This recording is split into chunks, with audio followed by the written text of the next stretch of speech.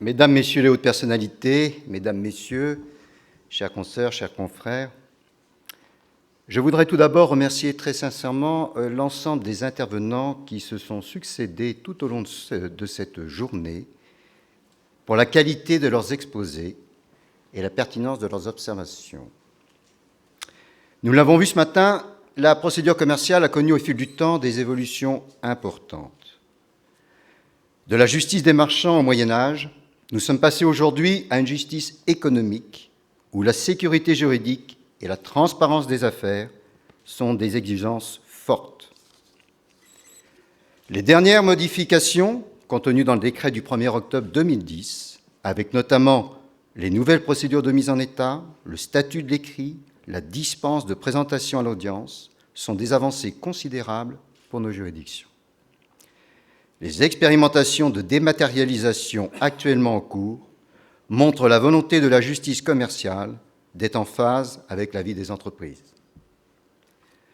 La synthèse des travaux qui vient de nous être proposée ouvre des perspectives et souligne les enjeux considérables qui ne manqueront pas, dans les mois et les années qui viennent, d'alimenter les réflexions de notre profession. Monsieur le directeur des Affaires civiles du Sceau, je voudrais saluer votre présence parmi nous. Comme je l'ai indiqué ce matin, Madame Christiane Taubira, garde des Sceaux, ministre de la Justice, ne pouvait malheureusement pas, pour des raisons d'agenda, être avec nous ce soir.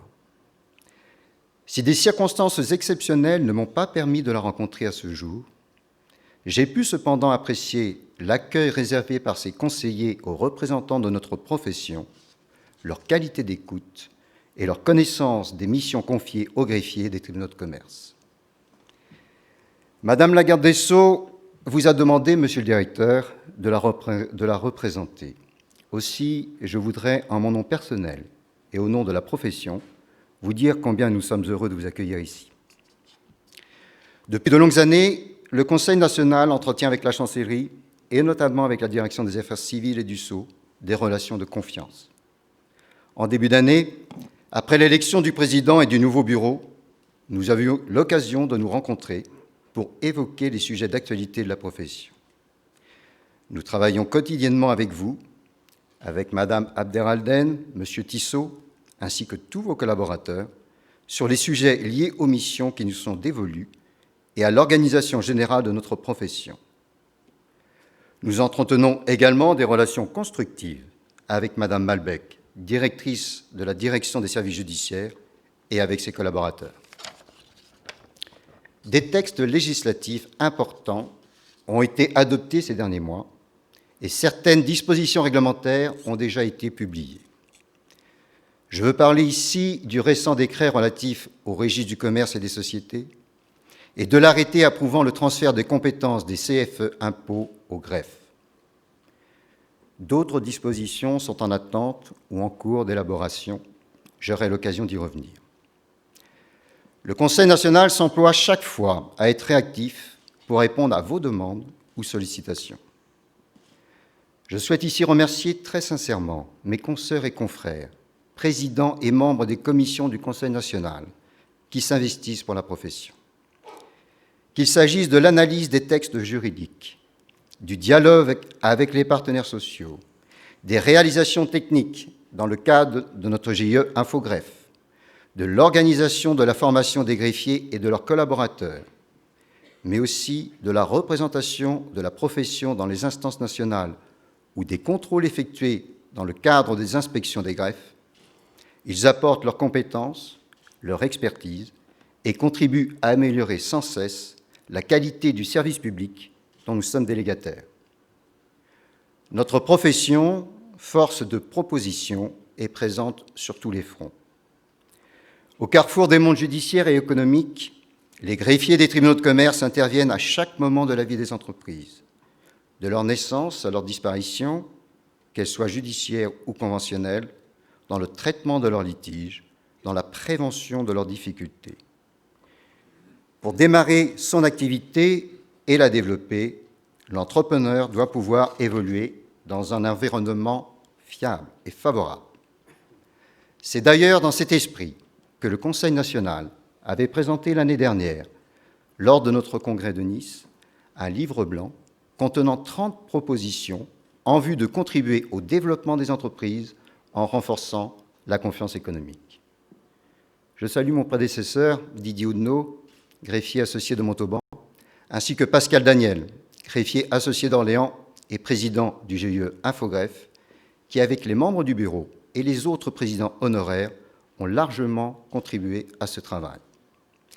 Il ne s'agissait pas pour les greffiers de parler en lieu et place de quiconque, d'aller au-delà de leur champ d'activité ou de se substituer à d'autres acteurs de la vie économique, mais de contribuer à la simplification des démarches administratives et à la sécurisation de l'environnement dans lequel évoluent nos entreprises.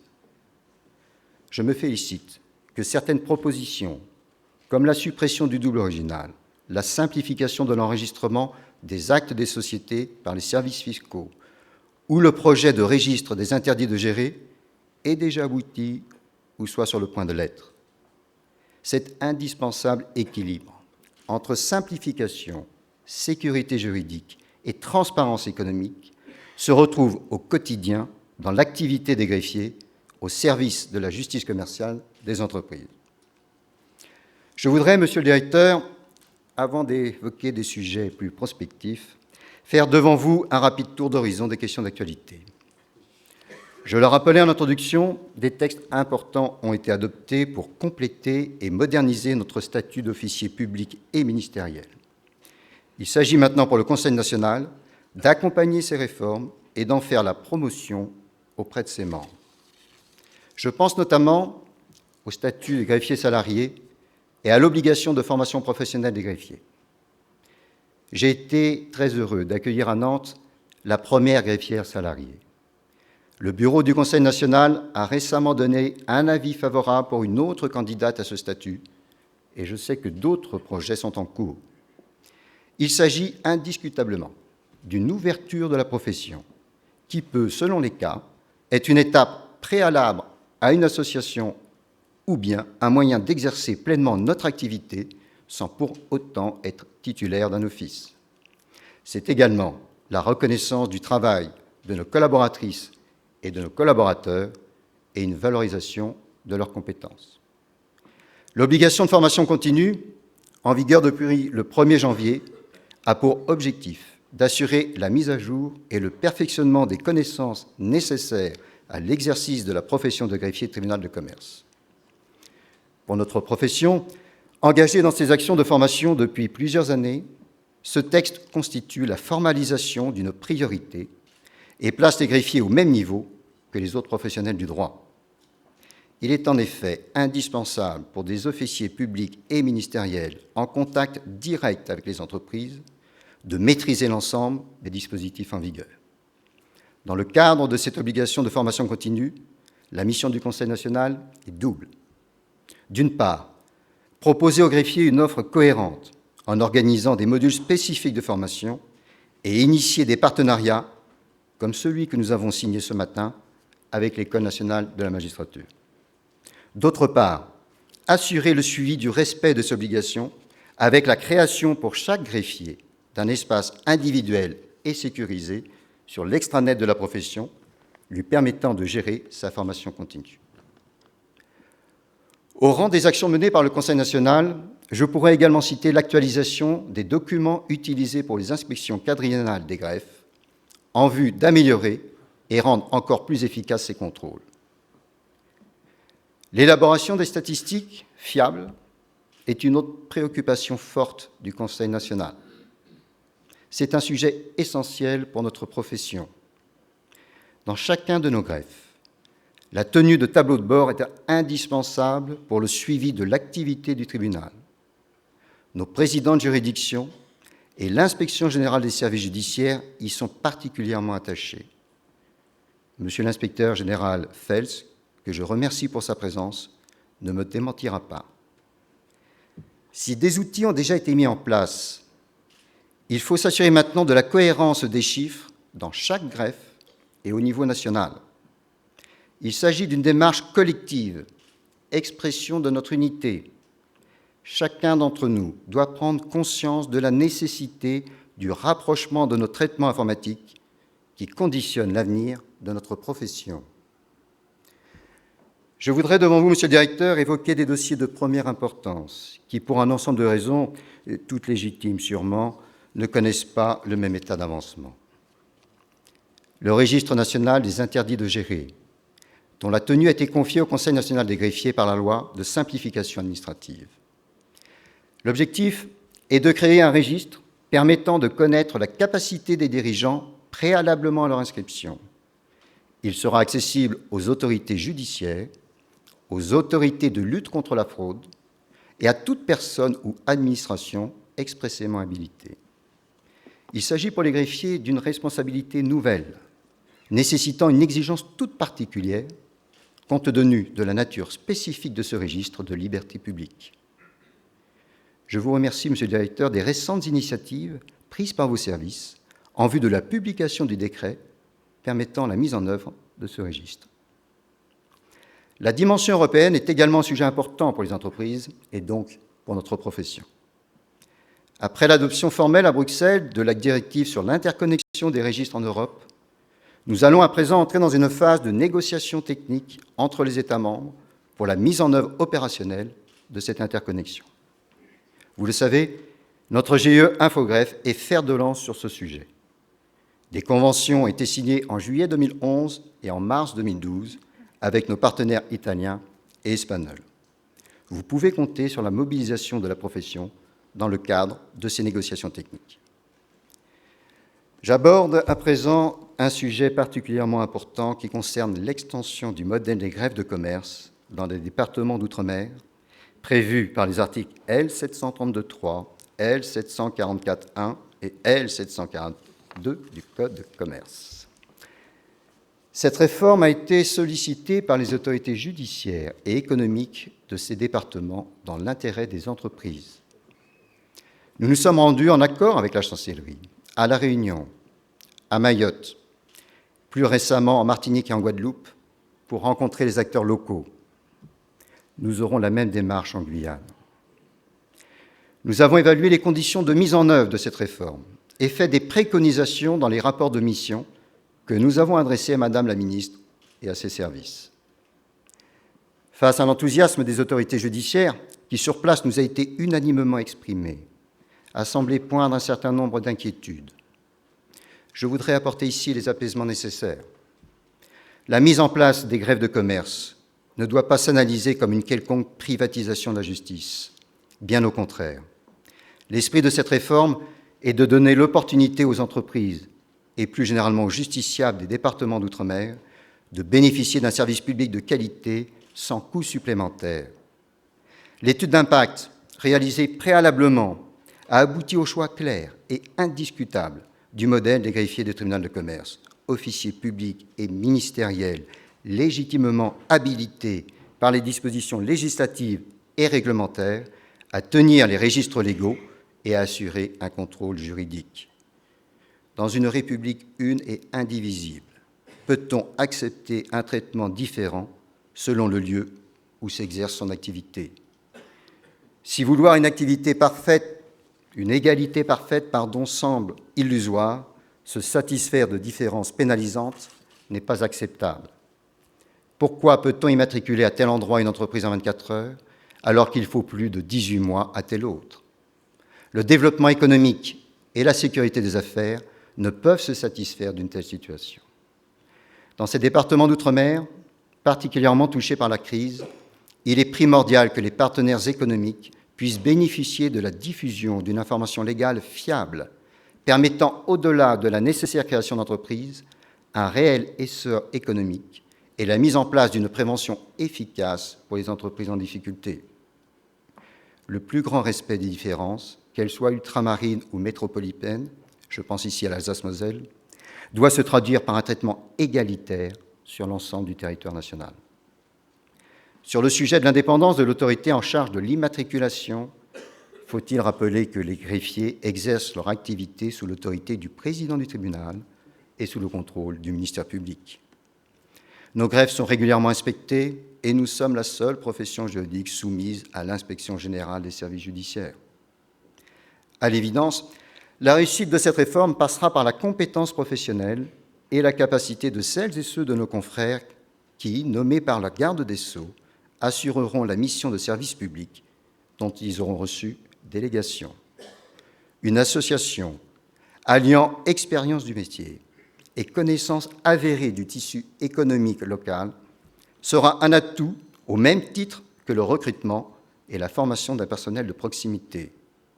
Je l'ai dit et répété, le Conseil national apportera toute son assistance à ce projet qui sera une étape supplémentaire dans l'uniformisation de la justice commerciale.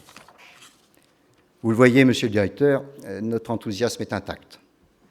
Je pourrais également développer d'autres sujets dont nous aurons sans doute l'occasion de reparler dans un proche avenir.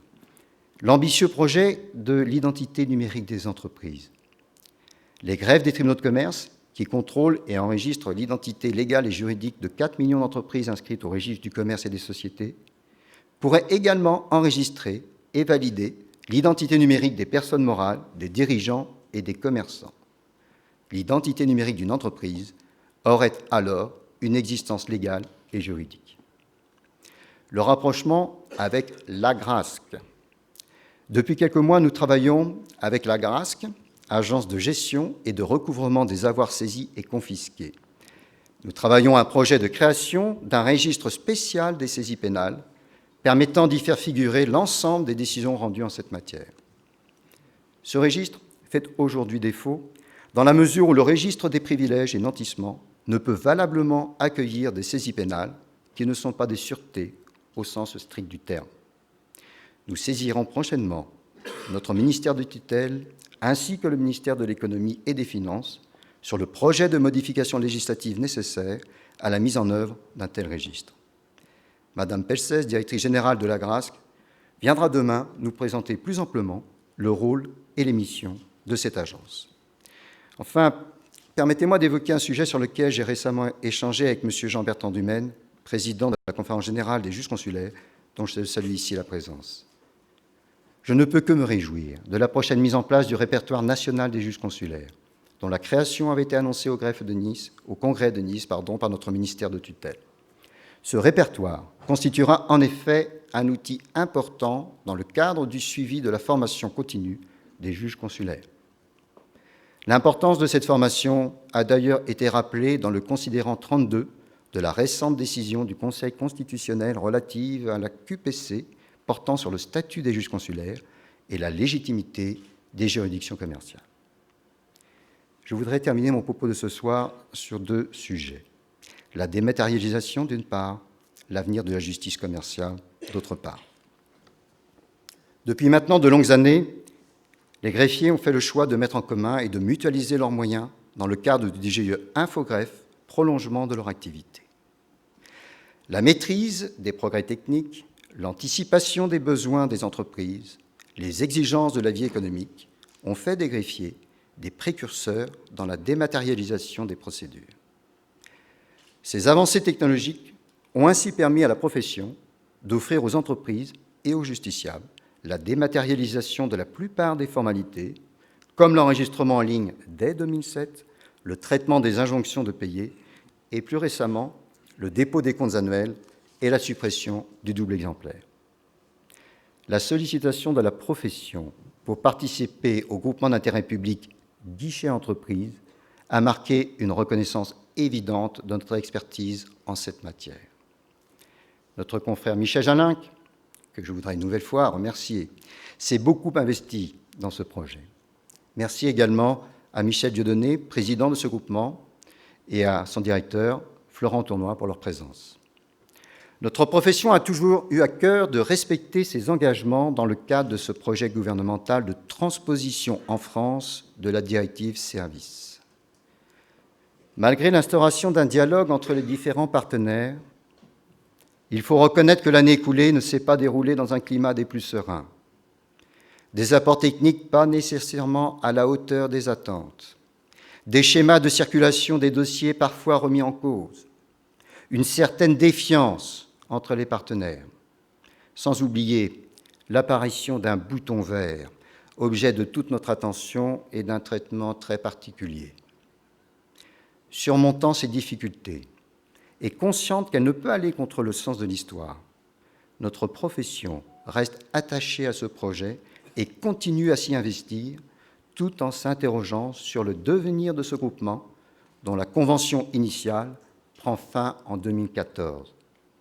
Il est essentiel que la compétence de chaque réseau CFE et que le contrôle juridique exercé par le greffe soit préservé dans le cadre du guichet entreprise. La tentation est grande pour que l'écriture de certains schémas dématérialisés soit l'occasion rêvée de revisiter des procédures qui, au dire des chefs d'entreprise, fonctionnent de manière satisfaisante. Une telle approche serait source d'instabilité juridique et irait à l'encontre de cette volonté de simplification que tout le monde appelle de ses vœux. Soyons clairs, une remise en cause de la saisine directe des services du greffe serait un retour en arrière préjudiciable aux intérêts des entreprises. Depuis de longues années, la conviction des greffiers est que la dématérialisation est une évolution majeure et incontournable. Celle-ci doit être un moyen et non un objectif en soi. Si elle facilite et fluidifie les échanges, elle ne doit pas se faire au préjudice du contrôle juridique exercé par le greffier, contrôle indispensable à l'instauration d'un environnement économique fiable et sain. Il y a un autre point relatif à la dématérialisation que je voudrais évoquer devant vous, Monsieur le Directeur. Il s'agit de la communication électronique dans les tribunaux de commerce. Cela a été rappelé tout au long de cette journée. Le décret du 1er octobre 2010 a marqué une étape importante dans la modernisation de la procédure commerciale, notamment s'agissant de la mise en état électronique.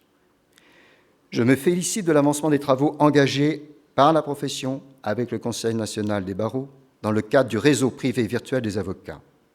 Cette plateforme permettra notamment aux juges et aux avocats de communiquer de manière électronique avec les tribunaux de commerce et leurs greffes. Si les équipes travaillent sans relâche, le projet nécessite que soit pris par notre ministère de tutelle un arrêté définissant les périmètres techniques nécessaires à l'indispensable sécurité juridique du dispositif. Nous sommes toujours en attente de ce texte pour que ce projet puisse être déployé dans toutes nos juridictions. Le thème de la modernisation de la procédure m'amène naturellement à évoquer le sujet de l'avenir de la justice commerciale dans notre pays. Madame la ministre le rappelait encore récemment, la proximité de la justice est un enjeu majeur. Le récent rapport de la mission d'information de la Commission des lois du Sénat sur le bilan de la dernière réforme de la carte judiciaire rappelle à raison que l'institution judiciaire a besoin de stabilité. Auditionné par la dite commission, le Conseil national a insisté sur la nécessité de préserver l'équilibre issu de la précédente réforme et le lien de proximité entre l'entreprise et la juridiction commerciale. Cette approche ne signifie pas qu'il faille rester immobile, et la récente création du tribunal de commerce Lille Métropole en est une parfaite démonstration. En cette période de crise, où les entreprises, quelle que soit leur taille, leur localisation ou leur secteur d'activité, connaissent de graves difficultés, la justice commerciale doit plus que jamais être performante, notamment dans le domaine de la prévention. Sans reconnaître aujourd'hui les conclusions définitives, l'enquête de la Cour des comptes sur nos juridictions viendra sans nul doute apporter des pistes pour l'avenir. La volonté de changement et la capacité de s'adapter sont deux préalables essentiels à la modernisation de la justice. Les greffiers de tribunaux de commerce sont depuis longtemps dans cette logique d'un service public efficace. Cette volonté se retrouve au quotidien, aussi bien dans l'assistance du président et des juges consulaires que dans l'accomplissement et le contrôle des formalités légales des entreprises. La modernité et l'efficacité du service public de la justice, confié aux greffiers des tribunaux de commerce, peuvent être une solution pour le futur. Notre profession est prête à apporter son expérience et son savoir-faire. Des réflexions sont en cours sur la spécialisation des juridictions. Les tribunaux de commerce ont déjà été confrontés à l'instauration de règles particulières d'attribution de compétences. La dernière expérience en la matière concerne le domaine de la concurrence. Mais aujourd'hui, a-t-on établi une évaluation objective de l'efficacité de cette spécialisation? Je l'évoquais tout à l'heure, concernant la mise en place des greffes dans les départements et territoires d'outre-mer, l'uniformisation de la justice commerciale est un élément essentiel d'un service public de qualité, accessible à tous. La justice pour les entreprises doit-elle présenter un double visage, selon la nature des affaires qui lui seraient soumises, ou selon d'autres critères restant déterminés, qui pourraient être le chiffre d'affaires, le nombre de salariés, ou que sais-je encore. La qualité d'une décision de justice ou la compétence d'un juge dépendent-elles d'une situation géographique, d'un secteur d'activité, de la taille d'une cité, voire d'une bourgade? Ne faut-il pas rappeler une nouvelle fois la récente décision du Conseil constitutionnel qui a confirmé la légitimité des juges consulaires? Mais sans nier la réflexion à mener sur l'idée même d'une spécialisation, et sans a priori sur les aménagements qui pourraient être apportés, il faut veiller à privilégier une approche pragmatique permettant d'éviter tout conflit d'intérêts, de combiner proximité et efficacité, afin que le service public de la justice soit rendu dans une totale transparence et soit compris par l'ensemble des usagers. Voici, Monsieur le Directeur, en quelques mots, sans doute trop longs, des sujets qui ne manqueront pas, dans les semaines et les mois qui viennent, d'alimenter l'actualité des greffiers et des juridictions commerciales. Nous avons évoqué le rêve tout à l'heure. Pour moi, et pour ce qui est de l'avenir, il ne s'agit pas de le prévoir, mais de le rendre possible. Je vous laisse le soin de faire part à Madame la Garde des Sceaux, ministre de la Justice, de la mobilisation de notre profession pour accompagner le renouveau et la modernisation de la justice de notre pays. Je vous remercie de votre attention.